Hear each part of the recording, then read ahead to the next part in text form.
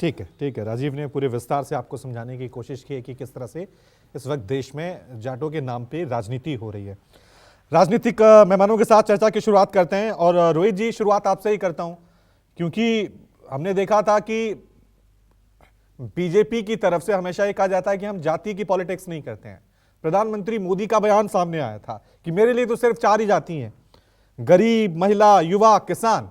लेकिन जैसे ही उपराष्ट्रपति की मिमिक्री का वो वीडियो वायरल हुआ, उसके बाद तो बीजेपी की पूरी फौज इसे एक जातिगत मुद्दा बनाती हुई नजर आई।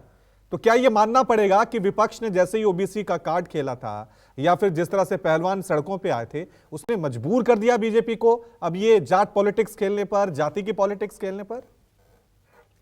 रवि जी, सबसे पहले तो मैं देश के पूर्व प्रधानमंत्री स्वर्गीय चौधरी चरण सिंह जी को, आज उनकी जयंती है, उससे सबसे पहले उनको नमन करना चाहूंगा आपके चैनल के माध्यम से। और 2 दिन बाद हमारे महाराजा सूरजमल जी की बलिदान दिवस है, तो मैं उनको भी नमन करना चाहूंगा। रवि जी, देखिए, मैं भी सुन रहा था, चाहे राजीव जी हो, चाहे कुमार गौरव जी हो। देखिए, महत्वपूर्ण विषय यहाँ पर क्या है? यहाँ पर विषय ये है कि जिस प्रकार से हमने देखा संसद भवन के अंदर जो जाट के बेटे हैं, किसान के बेटे हैं, और जो राजस्थान के गौरव है, जो देश के महामहिम राष्ट्रपति जो हैं अपना धनखड़ जी, उनका जिस तरीके से मजाक उड़ाया गया, अपमानित किया गया, कहीं ना कहीं कांग्रेस पार्टी को समझ आ रहा था। वही कारण है, आज आप देख रहे हैं जिस तरीके की घटनाएं घट रही हैं।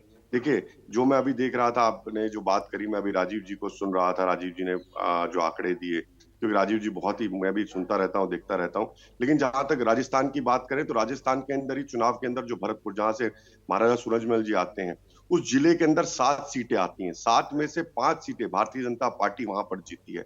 ये भी अपने आप में बताने के लिए बताना चाहिए। जहां नागौर से, जहां से बेनीवाल जी की बात कर रहे थे, वहां से 1800 वोटों से बेनीवाल जी जीते हैं भारतीय जनता पार्टी से अलग होने के। कहीं ना कहीं वहां पर भारतीय जनता पार्टी को अच्छा, वहां पे जाटों का एक वोट मिला। राजस्थान के अंदर पूरे जाट समाज का एक बात। दूसरी बात, जिस प्रकार से अगर आप इस विषय की बात करें, तो देखिए, चाहे जो हमारे बहन हो, चाहे वो साक्षी हो, चाहे बाकी जो हो, देखिए, अगर आप ये देखें कि आज वो जाकर किनके साथ बैठ रहे हैं, वो कांग्रेस पार्टी के साथ, जिस तरीके से प्रियंका गांधी के साथ उनकी फोटो आती है, ये अपने आप में बताने के लिए काफी है कि किस प्रकार से जो एक जगदीप धनखड़ जी का जो अपमान किया गया, जो जाट समाज का अपमान किया गया, कहीं ना कहीं उसको ध्यान में रखते हुए और उसको कहीं ना कहीं कवर अप करने के लिए इस तरीके की चीजें हो रही हैं।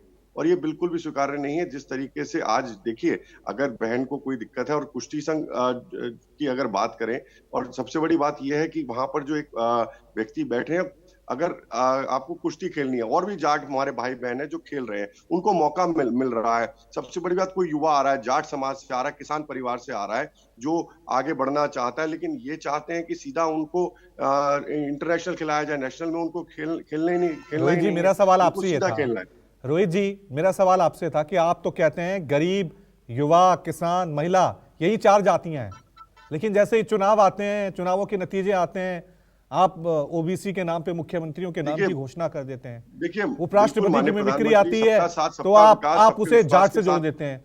वो उपराष्ट्रपति की मिमिक्री हुई, वो जाटों का अपमान कैसे हो गया? ये कौन सा लॉजिक है?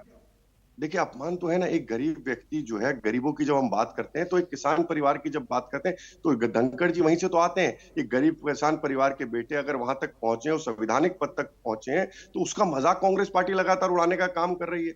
अगर उनकी जिस जाति से आते हैं, तो कहीं ना कहीं एक पूरी जाति का भी अपमान है। और साक्षी मलिक और बजरंग पूनिया, कोई कुश्ती से संन्यास लेने की घोषणा कर रहा है, कोई अपना पद्मश्री सड़क पे रख दे रहा है, वो भी तो किसी समुदाय से आते हैं। तब क्या जाटों का अपमान नहीं होता? रोहित जी, देखिए, आपको ये भी तो देखना पड़ेगा, बाद में जाके प्रियंका गांधी जी के साथ बैठते हैं, वो बैठते समाज के प्रमुख लोगों के साथ, या जो बाकी खिलाड़ियों के साथ। वो गिने चुने ही क्यों थे? बाकी खिलाड़ी जो युवा आ रहे हैं, चाहे वो किसान परिवार से, जाट समाज से आते हैं, वो कहते नहीं, हमें उनके साथ खेलने का मौका मिलना चाहिए। क्यों नहीं उनके साथ जो युवा आ रहे हैं, गांधी नहीं करना चाहते हैं? रोहित जी, है उनके अंदर? रोहित जी, यही पहलवान अनुराग ठाकुर खेल मंत्री हैं, अपने घर में गए थे, बातचीत की थी, आश्वासन दिया था। अनुराग ठाकुर से भी तो ये मिले थे ना।